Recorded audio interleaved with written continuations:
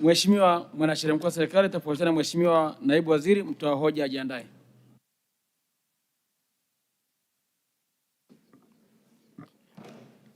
Mheshimiwa Naibu Spika, nashukuru kwa kunipa nafasi kuchangia katika bunge lako tukufu, na nitachangia katika hoja kuhusu kuhalalisha matumizi ya mirungi au kati. Mheshimiwa Mariam Mzuzuri mbunge na Mheshimiwa Lutengano George Mwalwiba mbunge wametoa ushauri kuhusu kuhalalisha mmea wa mirungi kutokana na mapato makubwa ambayo nchi zilizohalalisha mmea huo zimekuwa zikipata. Mheshimiwa Naibu Spika, mmea wa mirungi umekatazwa chini ya sheria ya kudhibiti madawa ya kulevya kwa maana ya sura ya 95, na ni mmea ambao umeorodheshwa katika mimea ambayo iliyokatazwa, yani prohibited plant.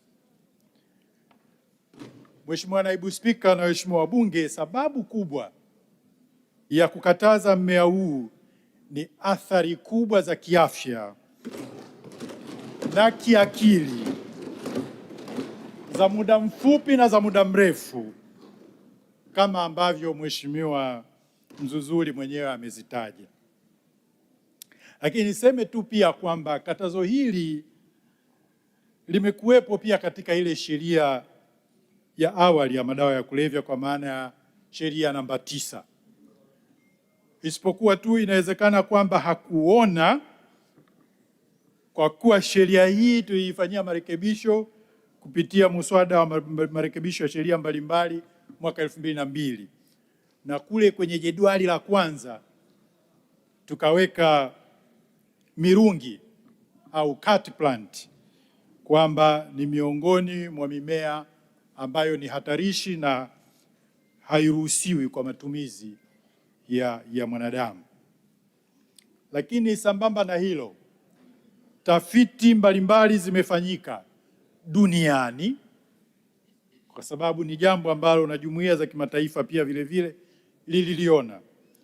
Na katika tafiti hizo, wakati tunajadiliana au tuna negotiate United Nations Conventions Against Illicit Narcotic Drugs and Psychotropic Substances ya mwaka 88, tafiti zile zilileta matokeo yafuatayo. Kwanza, mmea huu unaojulikana kama mirungi au cat, au wakati ule wa hiyo convention waliujumuisha katika zile cathinin au catha edulis, kwamba kwanza unashambulia cardiovascular system au afya ya moyo, lakini la pili mental health system, lakini la tatu, kwa kadri yule anavyotafuna mwisho kabisa anaenda kuishia kwenye ini, kwa hiyo inaenda kuleta liver toxicity ambayo inasababisha athari kwenye afya ya ini. Kwa hiyo hatuwezi tukaja na hoja kwamba mapato iwe faida zaidi kuliko afya ya mwanadamu. Mkataba huu wa Umoja wa Mataifa dhidi ya usafirishaji haramu wa dawa za narcotic na psychotic substance, Jamhuri ya Muungano wa Tanzania ni signatory, kwa maana tulisaini na tuliridhia tarehe 20 Disemba mwaka 1996, na ndio ilikuwa sababu hasa kuja kufanya marekebisho ya sheria hii ya mwaka 2002. Kwa hiyo ni waombe waheshimiwa wabunge kwamba afya za wananchi zisiwe at the expense ya mapato au revenue. Lakini la pili ambayo nitaka nichangie ilikuwa ni hoja ambayo ilitolewa na Mheshimiwa Thomas Maganga mbunge. Yeye ameishauri serikali itunge sheria ya kusimamia kilimo cha mkataba, yani contract farming.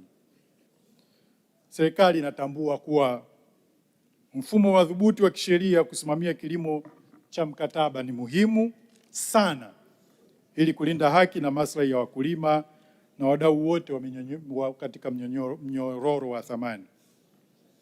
Lakini nitoe tu taarifa kwamba zipo sheria katika sheria ambazo tunazo ambazo kwa kiasi fulani zinazungumzia masuala ya kilimo cha mkataba. Kwa mfano, sheria ya usalama wa chakula sura ya 249, lakini kuna sheria za kisekta kama sheria ya tasnia ya pamba sura ya 201, sheria ya tasnia ya sukari sura ya 251, sheria ya tasnia ya korosho sura ya 203 na sheria ya tasnia ya tumbaku sura ya 202. Lakini ni lazima tukubali kwamba inawezekana sheria hizi zisijitosheleze, na huko tunakokwenda ili kutekeleza malengo ya Dira 2050 ambapo tunasema kwamba kilimo liwe eneo ambalo watu wote watataka kukimbilia, ikiwemo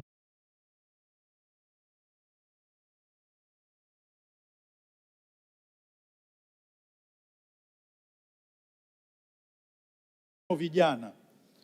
Basi tunaona kwamba sasa hivi, Mheshimiwa Naibu Spika, tuna orodha ya sheria ambazo tumeanza kuzifanyia mapitio kwa lengo la kulifanyia marekebisho.